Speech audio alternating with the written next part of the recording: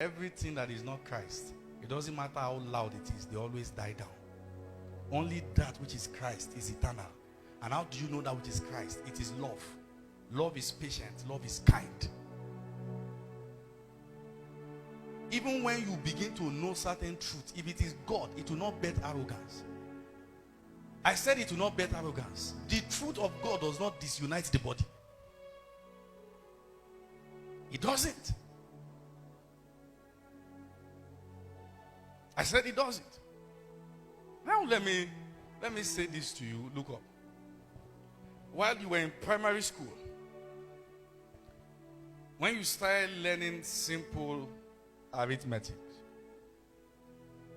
they taught you multiplication table. True or not true? From 2 times 1, 2 to 2 times 2, 4, then 3 times. True or not true? They taught you divisions. True or not true? You went to board maths. True or not true? Simple fraction. True or not true?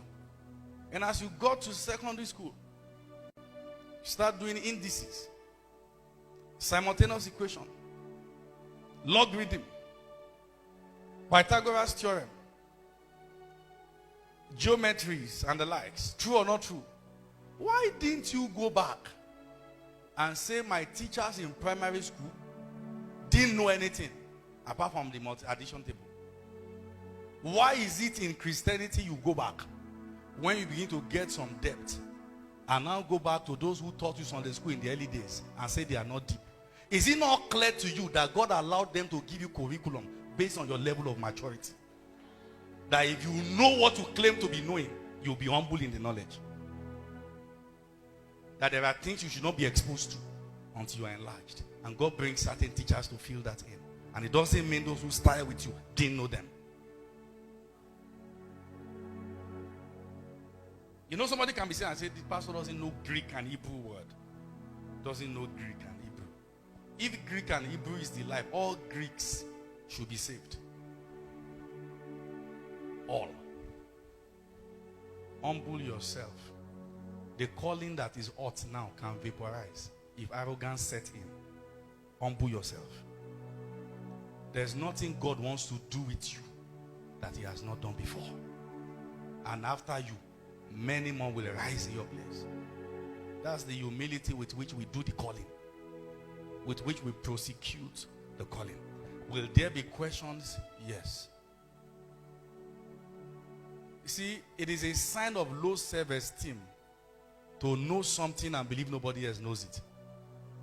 It's low self-esteem. Let me tell you one of the ways low self-esteem manifests.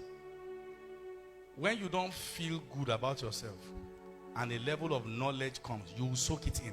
Because that's your only leverage to feel high. That's your only leverage to feel among. So you see people rise and say, so this is what, this is. You see, there are people who know what you know and they are not shouting. No noise. And the fact that the fathers are not talking in quote of all those deep things doesn't know they don't know them. You see that their life is deeper than their preaching. But what we have among young people is that their preaching is deep, their life is shallow.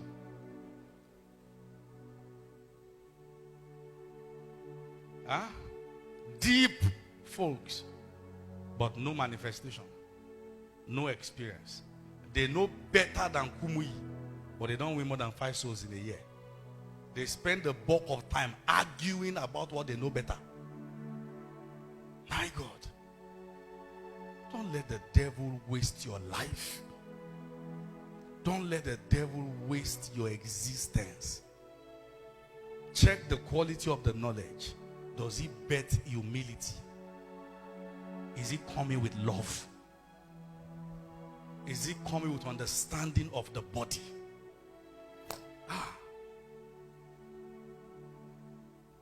This thing is not noisy.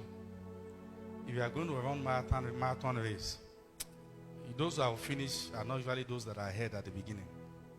It's not noise. You are in for a marathon race. And you've got to learn how those who finish well, finished well. Are you following what I'm saying here?